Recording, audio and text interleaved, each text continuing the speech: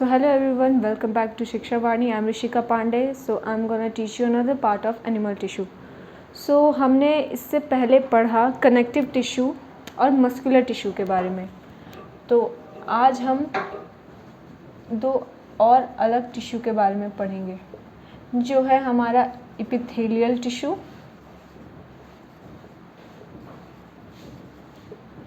और दूसरा है हमारा नर्वस टिश्यू.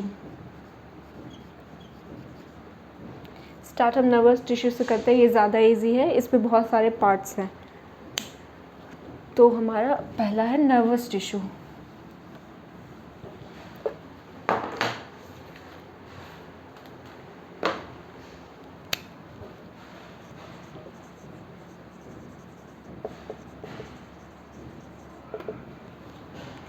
हमारी पूरी बॉडी में नर्व सेल्स हैं. ब्रेन में, स्पाइनल कॉर्ड में हमारे नर्व सेल्स पाए जाते हैं.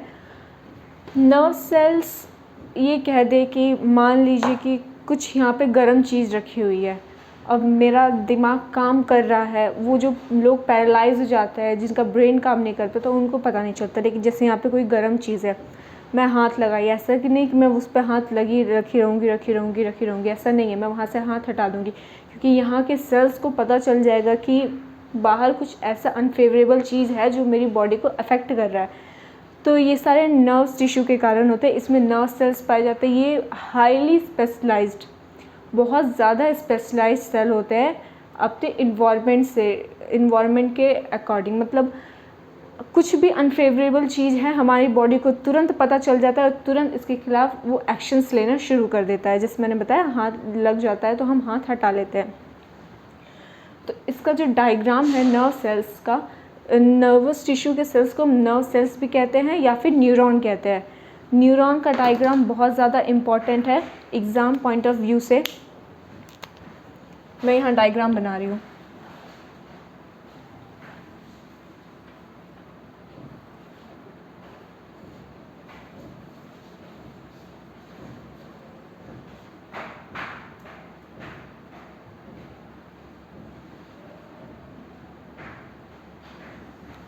ये हमारा डायग्राम बना. यहाँ मैं बना रही हूँ डेंड्राइट्स.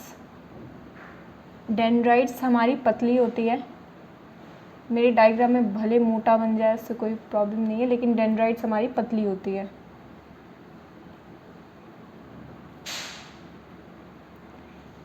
एक और बात, डेंड्राइट्स ब्रांच्ड होती है. मतलब एक से बहुत सारी ब्रांचेस उसकी निकल सकती है, जैसे मैं भी बना रही हूँ. ये ब्रांच्ड हो गई, ये वाला.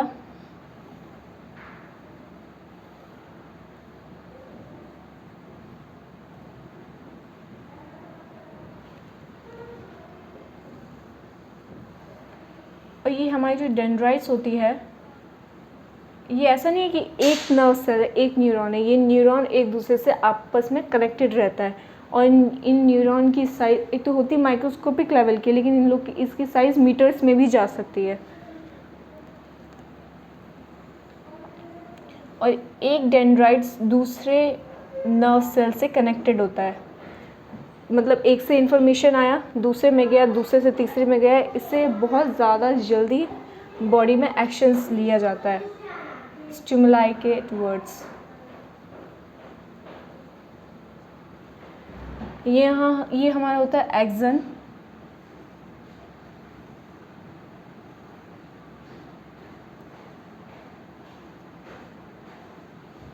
यहाँ हमारी होती है नर्व विंडिंग. फिर ये आगे जाके दूसरे न्यूरॉन से कनेक्ट होता है.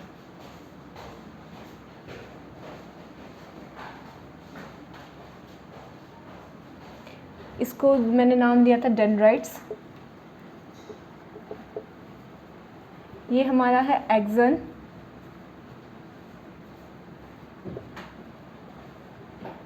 ये हमारा न्यूक्लियस. ये हमारी नर्व की एंडिंग होती है.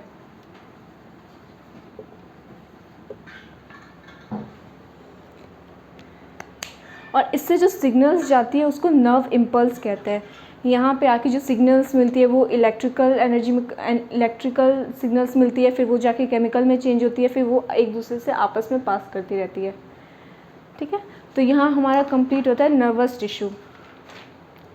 और इसके बाद हमारा है one of the most important epithelial tissue.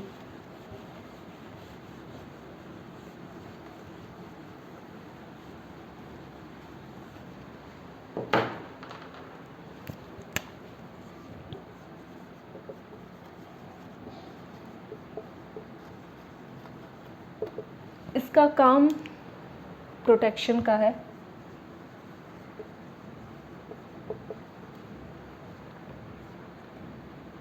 ये एक बॉडी पार्ट को, बॉडी ऑर्गन को दूसरे बॉडी ऑर्गन से अलग रखता है, सेपरेशन का काम है इसका, फिल्ट्रेशन का, एब्जॉर्प्शन का, प्रोटेक्शन का इसलिए कि जब हमारे शरीर में माइक्रो ऑर्गेनिज्म, पैथोजेंस, बैक्टीरियाज या फिर कुछ आ जाता है तो उसके खिलाफ ये बचाता है, उसको दूसरे बॉडी ऑर्गन में जाने से रोकता है और उसी में उसको ख़त्म कर देता है। तो ये होते तो 8 टाइप के, लेकिन एनसीईआरटी में हमें 4 टाइप का दे रखा है, तो हम 4 टाइप का पढ़ेंगे।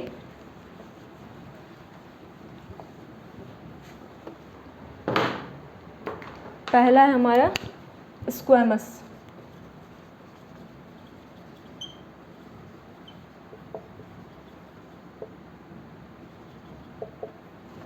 स्क्वैमस को हम फ्लैट बोल सकते हैं।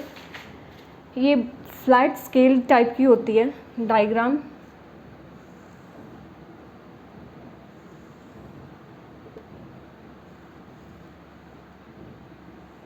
ये एक दूसरे से टाइटली पैक्ड होती है, जैसे एक दूसरे से पैक है, रास्ता नहीं छोड़ती कि कोई चीज़ एक दूसरी जगह वो जाके पास कर सके।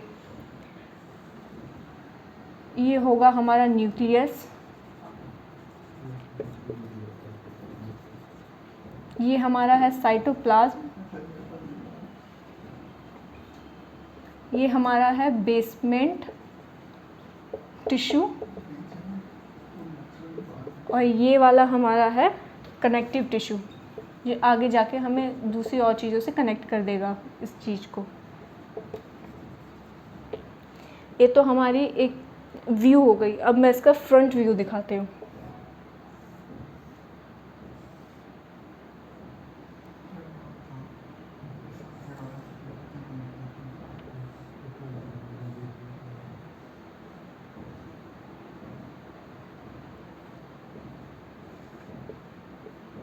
ये हमारे पास न्यूक्लियस,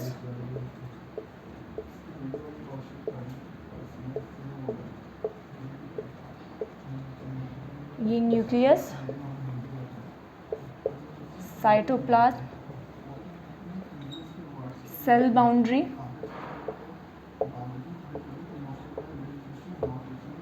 ये हमारा होगा बेसमेंट टिश्यू, और ये वाला है कनेक्टिव टिश्यू।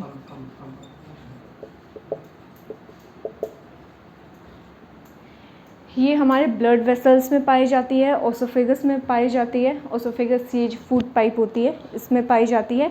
ये फ्लैट होती है। लंग्स के एल्वुलाई में भी ये सब पाए जाते हैं। तो ये हमारा हो गया स्क्वैमस टिश्यू।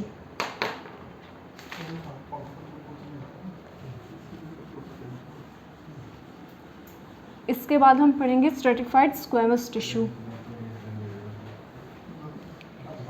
ये स्क्वैमस टिश्यू जैसे होता है, लेकिन इसमें लेयर्स आ जाती है।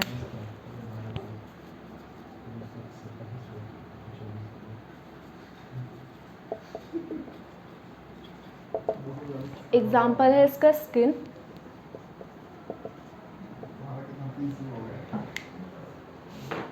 इसके पहले डायग्राम से देखिए, स्किन के डायग्राम से मैं बताती हूँ। स्किन है, यहाँ से कोई माइक्रो ऑर्गेनिज्म जा नहीं सकता है, जाता है तो उसको कौन कौन सी लेयर पार करनी पड़ेगी।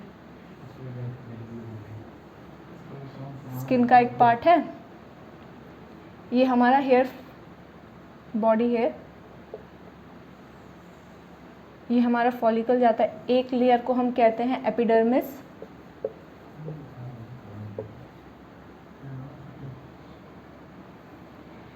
एक लेयर को हम यहाँ कहते हैं डर्मिस, जहाँ से हेयर फॉलिकल्स आती है। ये हमारा हेयर फॉलिकल्स।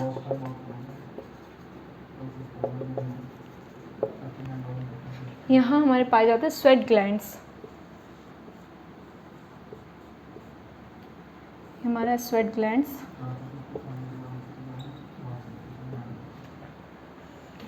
और यहाँ हमारे फैट ग्लोब्यूल्स पाए जाते हैं।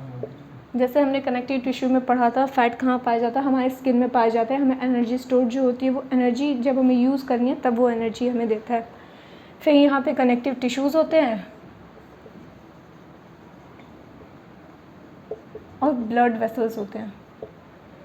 जैसे यहाँ से कोई भी ब्लड वेसल्स जा रही है तो ये हमारी हो गई ब्लड वेसल्स।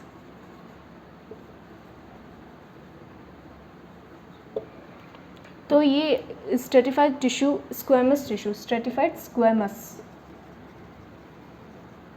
टिश्यू का एग्जाम्पल है स्किन, और स्किन का ये वाला डायग्राम है। अब मैं स्क्वेमस टिश्यू का डायग्राम स्ट्रेटिफाइड स्क्वेमस का डायग्राम बताती हूँ।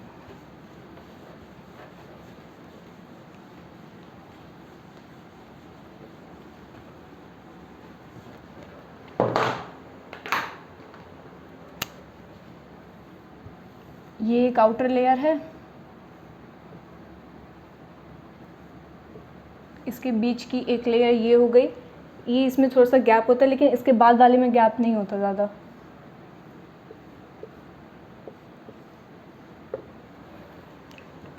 और इसके बाद हमारा बेस आ जाता है जहाँ पे सेल्स होते हैं। इसको हम कहते हैं बेसल लेयर। और ये हमारा होता है बेसमेंट, और इसके बाद कनेक्टिव टिश्यूज़ होते हैं। तो ये हमारा डायग्राम हो गया स्ट्रेटिफाइड स्क्वेमस टिश्यू का। अब इसके बाद आता है हमारा सिंपल क्यूबाइडल।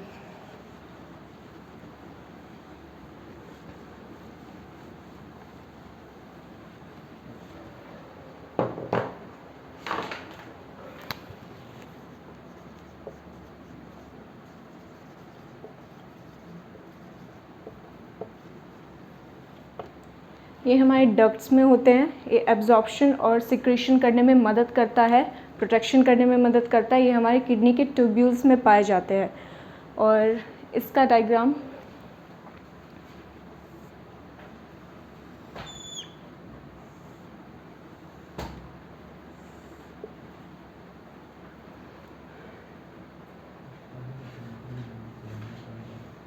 मतलब एक क्यूबाइडल शेप में है।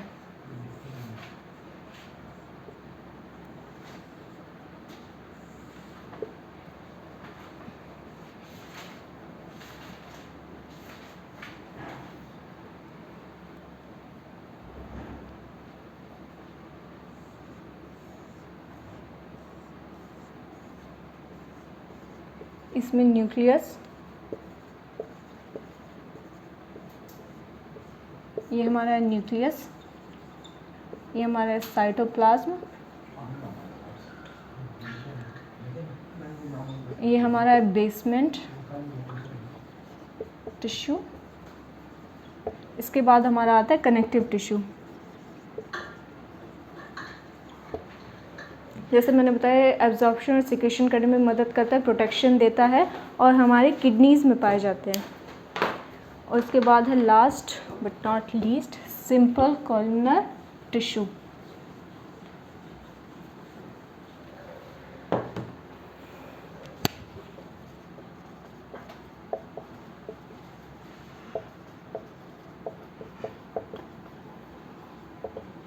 इनके बारे में फैक्ट ये है कि इनके पास सीलिया होता है, हेयर लाइक स्ट्रक्चर, सीलिया।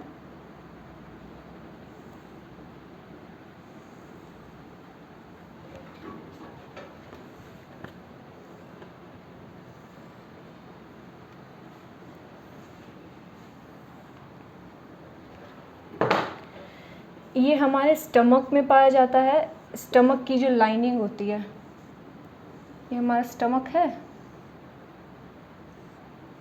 इसकी जो लाइनिंग होती है ना उसमें ये ऐसे ऐसे ऐसे ऐसे करके पाया जाता है। इससे जो बैक्टीरिया हमारे स्टमक में है वो हमारे कोई और बॉडी पार्ट्स में नहीं जाता।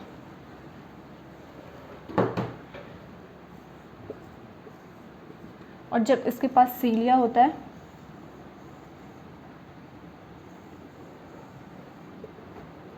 यहाँ जो हेयर लाइक स्ट्रक्चर सीलिया होते हैं हमारे इसके पास। सीलिया का क्या काम है? एक छोटे बच्चे का हाथ है, वो उस छोटे हाथ से ज़्यादा चीज़ नहीं पकड़ सकता, लेकिन उसके बदले किसी बड़े का हाथ है, मेरा हाथ है, मैं उस चीज़ से ज़्यादा चीज़ पकड़ सकती हूँ। वैसा ही है, इसके पास सीलिया है, ये हमें माइक्रो ऑर्गेनिज्म से लड़ने में मदद करता है। ये हमारा है न्यूक्लियस, इसका साइटोप्लाज्म, बेसमेंट लेयर,